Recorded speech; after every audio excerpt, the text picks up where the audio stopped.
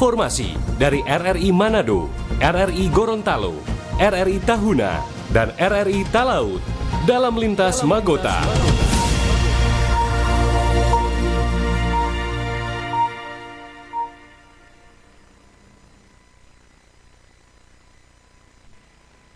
Pukul 17 waktu Indonesia Tengah, Radio Republik Indonesia Nusantara 5 dengan ikhtisar berita Magota, Manado, Gorontalo, Tahuna, dan Talaut.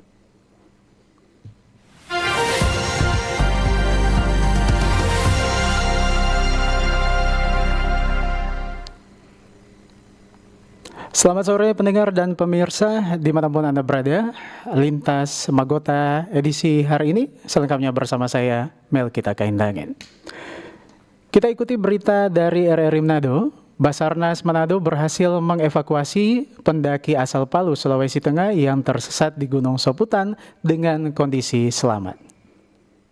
Kantor Pencarian dan Pertolongan Kelas A Manado, Basarnas, melalui pos SAR Amurang berhasil mengevakuasi seorang pendaki bernama Dendi, 27 tahun, warga desa Lembah, Kabupaten Parigi Motong, Provinsi Sulawesi Tengah yang dilaporkan tersesat di kawasan Gunung Soputan, Provinsi Sulawesi Utara. Peristiwa dilaporkan oleh rekannya Ardi Wentuk pada 25 Juli 2025 lalu pukul 22:30 waktu Indonesia Tengah. Menanggapi laporan tersebut, Pos SAR Amurang segera memberangkatkan satu tim rescue menuju lokasi pada pukul 22:55 waktu Indonesia Tengah dan tiba di kaki Gunung Soputan pada 26 Juli 2025. Tim SAR gabungan kemudian melakukan penyisiran menuju titik terakhir korban melakukan komunikasi. Upaya pencarian membuahkan hasil pada pukul 4:50 waktu Indonesia Tengah, di mana korban ditemukan dalam kondisi lemas akibat kehabisan logistik.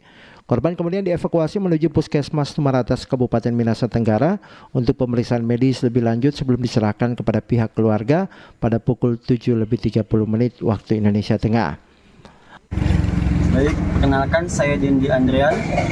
Saya berasal dari Palu, Sulawesi Tengah. Dan saya mengucapkan banyak sekali terima kasih kepada tim Basarnas dan gabungan dan kepada teman pecinta alam di Tumaratas ini. Operasi SAR resmi ditutup pada pukul 7:40 waktu Indonesia Tengah dan seluruh unsur SAR dikembalikan ke satuan masing-masing. Yang terlibat dalam operasi SAR ini antara lain Kantor Pencarian dan Pertolongan Basarnas Manado sebanyak 4 personil, Pos SAR Amurang 6 personil, Rapi 3 personil, Kelompok Pecinta Alam 3 personil, serta masyarakat setempat. Baik, terima kasih.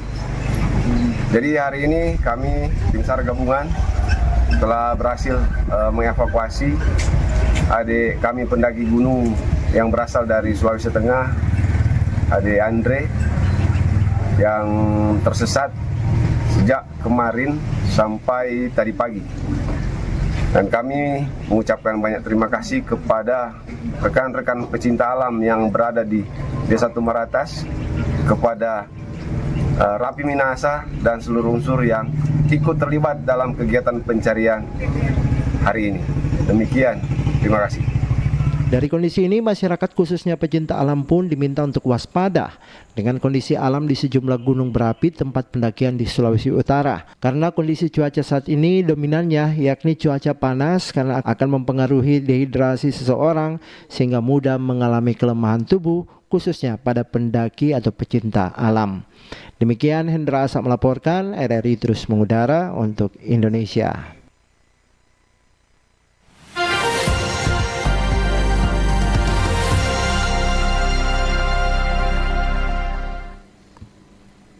Salah satu korban insiden kebakaran KM Barcelona 5A, Miss Kelly Roga, mengaku hingga kini belum menerima bantuan apapun, baik dari pemerintah maupun pihak perusahaan. Sejumlah penumpang korban terbakarnya KM Barcelona 5A mengeluhkan jika sampai saat ini mereka tidak menerima satupun bantuan. Miss Kelly Roga, salah satu penumpang korban terbakarnya KM Barcelona 5A mengungkapkan, sudah 1 minggu ini dia bersama ibunya berada di Manado dan sampai sekarang tidak pernah mendapat bantuan dari siapapun. Mirisnya lagi saat mencari keadilan kepada pihak perusahaan hanya mendapat jawaban bahwa ini musibah alam. Roga, supaya orang tahu bahwa kita mau menuntut keadilan. Lagi Bu, biar jelas. Kita penama Miskeli Roga, ada KTP, kenapa kita kita daftar, kita kasih tunjuk kita foto dengan penuh. Kita jangan menuntut banyak-banyak, markas yang dia akan koran dua kita penama ini 1 minggu di sini, tapi biar. Nggak ada diurus pemerintah maupun dari pihak kapal. Kalau ada kita so pergi dari pihak kapal bilang ini kan bencana alam, jasa rahatnya saja so bilang bahwa yang mau ditanggung cuma yang meninggal. Ada kita buka penuh gila, melakukan minumane, orang berangkat jam 1 dari sana nyanda makan sampai itu terjadi kebakaran itu nyanda makan. Dan memang seluruh penumpang yang sedang berarti dan agak ya, karena orang di sini cuma pada menumpang.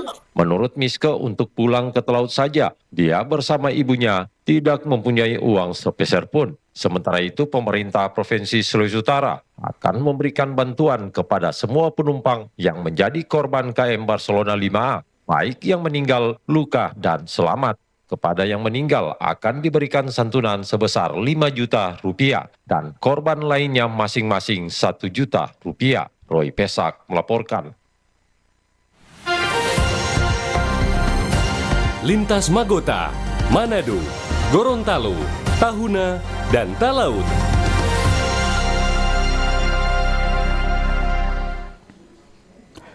Dari Manado kita ke RRI Gorontalo. Masyarakat mengeluhkan padatnya mobilitas kendaraan di sekitar proyek pembangunan pedestrian Kanal Tanggidaa, Kota Gorontalo, dikhawatirkan menyebabkan timbulnya masalah kesehatan.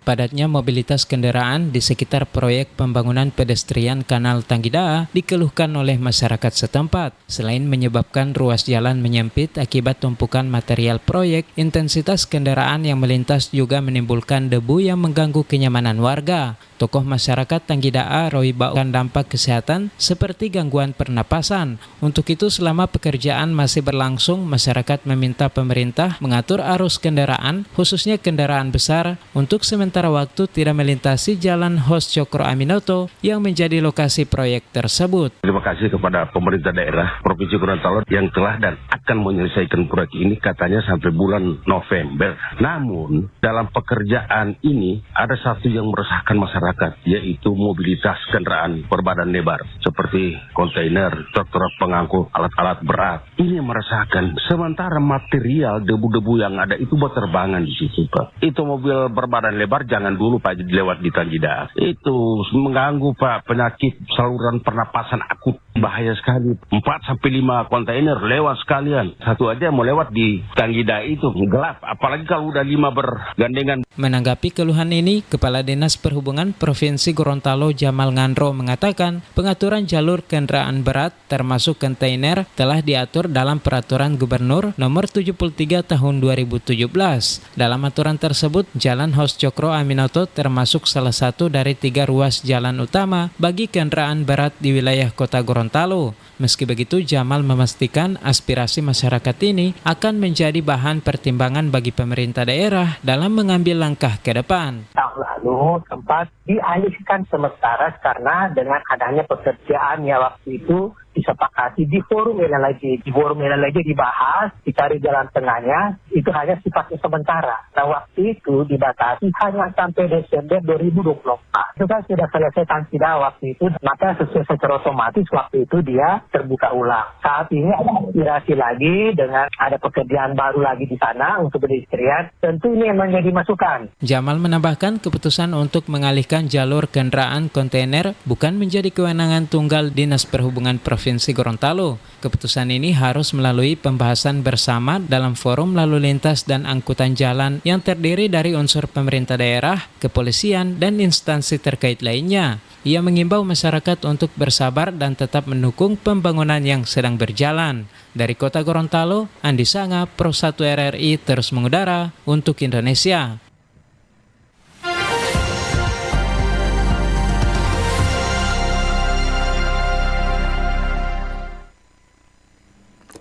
Lanal Gorontalo berkomitmen membangun sinergitas lintas sektor dalam menghadapi bencana alam di daerah. Lanal Gorontalo siap bersinergi dengan pemerintah daerah dalam menghadapi potensi bencana alam. Salah satu bentuk nyata yang telah dilakukan pada saat isu potensi tsunami pada tanggal 30 Juli 2025 dengan membuka posko pengungsian. Komandan Lanal Gorontalo Letkol Laut Hani Chandra Sukmana mengungkapkan sinergitas antara Lanal Gorontalo dengan pemerintah daerah sangat penting untuk memperkuat kesiapsiagaan dalam menghadapi bencana alam yang belakangan ini semakin sering melanda beberapa wilayah di Indonesia termasuk di Gorontalo. Dari itu pemerintah pusat, pemerintah daerah, pemerintah Gorontalo secara langsung melaksanakan aksi, kami pun juga melaksanakan aksi tanggap darurat pada intinya untuk mewaspadai atau menanggulangi apabila terjadi tsunami tersebut. Tentunya kami beserta seluruh instansi maritim, instansi penanganan darurat bencana, BPBD, Basarnas, kemudian dengan BMKG juga sudah memberikan informasi secara langsung kepada masyarakat pesisir pantai untuk mengantisipasi sampai situasi disampaikan secara aman. Menurut Dan Lanal, kolaborasi tidak hanya sebatas penyaluran bantuan, tetapi juga dalam hal pemetaan wilayah rawan bencana, simulasi evakuasi, serta pelatihan bagi masyarakat dan petugas penanggulangan bencana. Lanal Gorontalo yang memiliki armada laut dan kemampuan navigasi berkomitmen cepat tanggap, khususnya dalam memberikan bantuan melalui jalur laut apabila wilayah terdampak bencana berada di daerah pesisir seperti tsunami. Dari Gorontalo, Bobi Riawan melaporkan.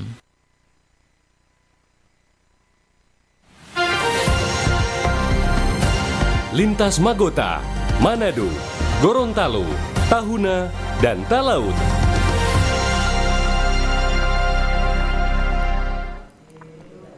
Dari Gorontalo kita ke Tahuna. Beras oplosan dapat diketahui dengan membedakan bau dan mengapung saat direndam.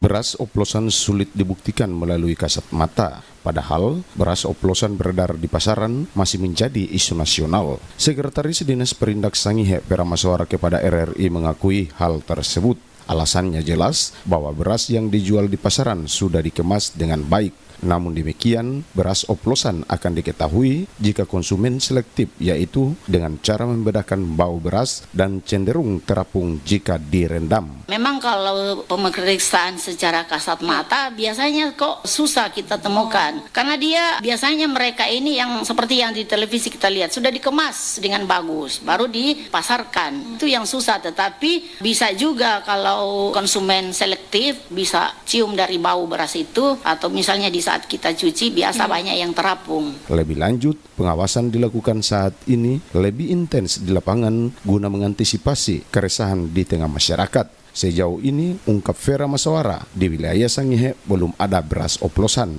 Alfa Mauri melaporkan.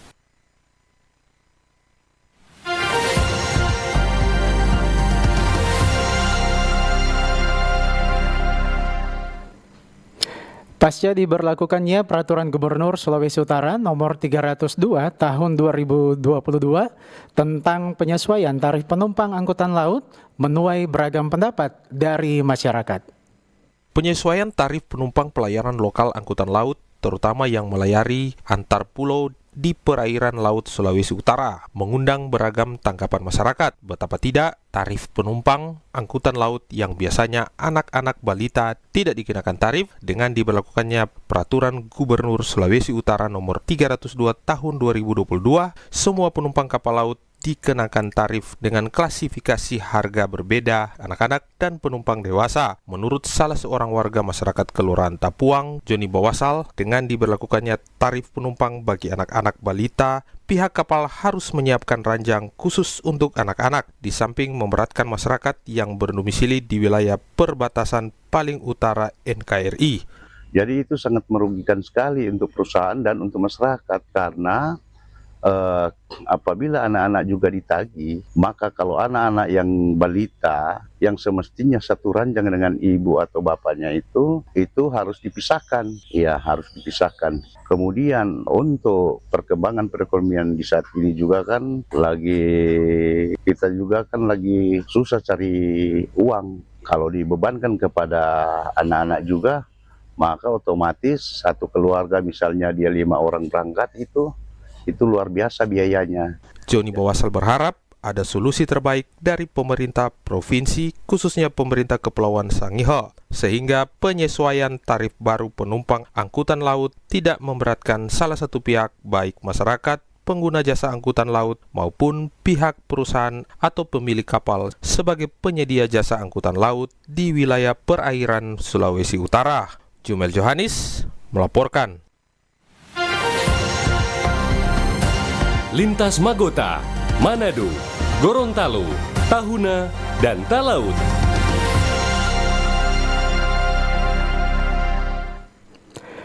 Dari Tahuna kita ke Talaut. Pendengar, komoditi bawang di pasar Melongwane naik hingga Rp60.000 per kilogram. Harga beras premium di pasar tradisional Melongwane, Kabupaten Kepulauan Talaut mulai menunjukkan tren penurunan.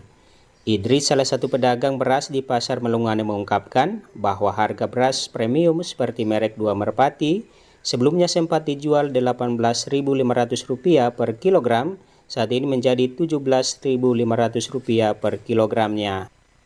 Sekarang 2 Merpati dia 20 kilo masih biasa. 4 orang yang Berapa dia? 350.000. 350. Kalau sebelumnya dia berapa dia? Sebelumnya dia 365. 365. Nah, sekarang saya turun sedikit dia. Harus turun sedikit ya. Kalau yang 10 kilo, 5 kilo? 10 kilo dia 185. Daya beli masyarakat bagaimana? Masih bertahan juga dia. Masih normal. Iya, normal. Ya.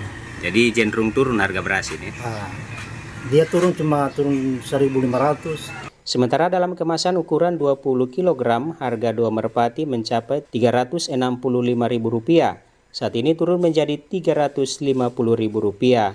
Merek lain seperti Permata yang ukurannya 20 kg sebelumnya dijual Rp230.000. Saat ini turun menjadi Rp325.000. Dari Melongwane, Kabupaten Kepulauan Talaut, Marsuki Mengero terus mengudara untuk Indonesia.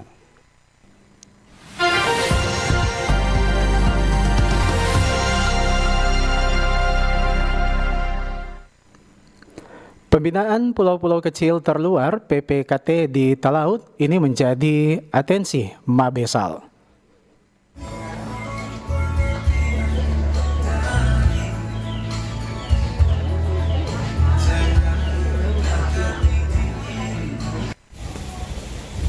Lombok, situasi dan kondisi desa Lombok dalam keadaan aman dan terkendali.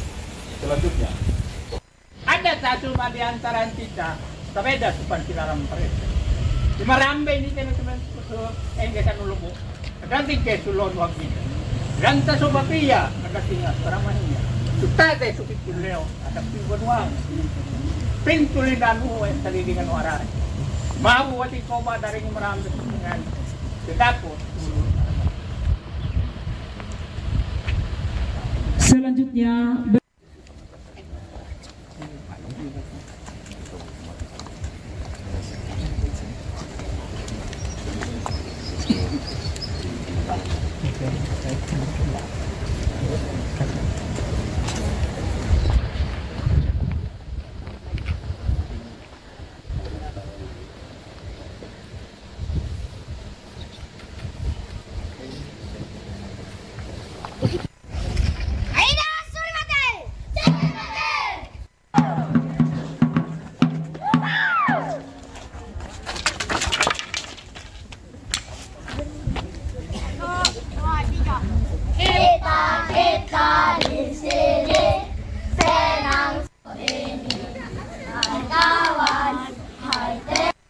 dan dengan Melongwane serta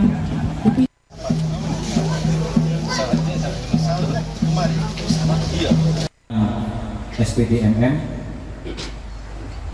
yang kami perbatasan laut di wilayah dan yang kita laksanakan hari ini tidak sekedar kegiatan rutin ataupun seremonial semata, melainkan merupakan perwujudan dari komitmen dan tanggung jawab TNI Angkatan Laut, khususnya Lanal Melongwane, dalam mengimplementasikan fungsi pembinaan wilayah pertahanan laut secara terpadu, berkelanjutan, dan berbasis partisipasi masyarakat. Kehadiran kita di daerah-daerah terdepan, terluar, dan terpencil bukan hanya sekedar simbol kehadiran negara, namun juga sebagai wujud nyata bahwa negara hadir, negara peduli, dan negara bertindak. Kabupaten Kepulauan Talaut sebagai salah satu wilayah strategis di ujung utara Indonesia yang berbatasan langsung dengan negara tetangga kita, Filipina, memiliki nilai geostrategis dan geopolitik yang tinggi. Posisi ini menjadikan Talaut sebagai garda terdepan dalam menjaga kedaulatan negara, pertahanan maritim, dan integritas wilayah negara kesatuan Republik Indonesia. Namun di balik potensi tersebut, wilayah ini juga memiliki tantangan tersendiri berupa keterbatasan akses, kerentanan terhadap aktivitas ilegal, serta ancaman terhadap sumber daya alam laut dan ekosistem pesisir. Oleh sebab itu, melalui kegiatan safari ini, kami atas nama TNI Angkatan Laut tidak hanya hadir untuk mengawasi dan mengamankan perbatasan, tetapi juga untuk memperkuat sinergitas antara aparat pertahanan dengan masyarakat, tokoh adat, pemerintahan daerah, dan seluruh komponen bangsa yang ada di wilayah perbatasan ini.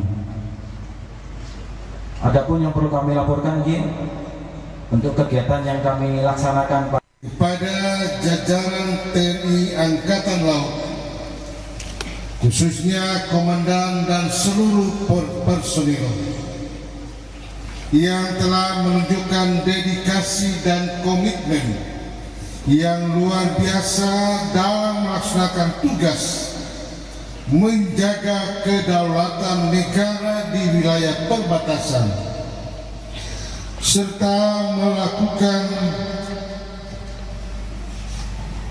pembinaan nyata terhadap masyarakat di pulau-pulau terluar. Sebagaimana kita ketahui bersama, Kabupaten Kepulauan Talaut adalah daerah kepulauan yang secara geografis berada di kawasan strategis nasional.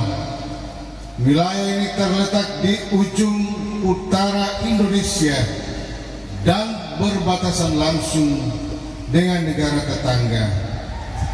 Kondisi wilayah yang terdiri atas pulau-pulau yang tersebar luas di kawasan perairan perbatasan menjadikan Talaut sebagai garda terdepan Republik Indonesia, baik dari segi pertahanan negara, pengawasan laut, maupun dalam menjaga keutuhan kedaulatan negara hingga sampai ke pelosok terluar. Oleh karena itu, kegiatan seperti safari PPKT pulau-pulau kecil terluar dan Bindil Taslah ini sangat penting dan strategis. Kehadiran TNI Angkatan Laut bukan hanya berfungsi dalam aspek pertahanan, tetapi juga menyentuh langsung pembinaan kepada masyarakat, pemberdayaan wilayah pesisir, dan penguatan wawasan kebangsaan. Kegiatan ini menjadi bukti nyata bahwa negara hadir sampai ke pelosok-pelosok terluar, menyapa dan melibatkan masyarakat dalam semangat kebangsaan dan cinta tanah air. Bagi kami pemerintah daerah, kerjasama dengan Lanal Melongwane adalah bagian dari misi bersama.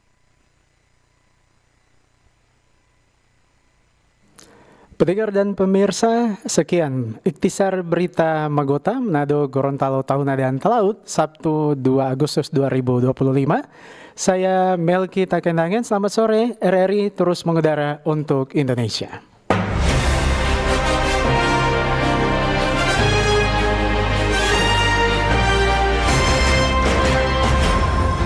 Demikian informasi dari RRI Manado, RRI Gorontalo, RRI Tahuna, dan RRI Talaut. dalam lintas Magota.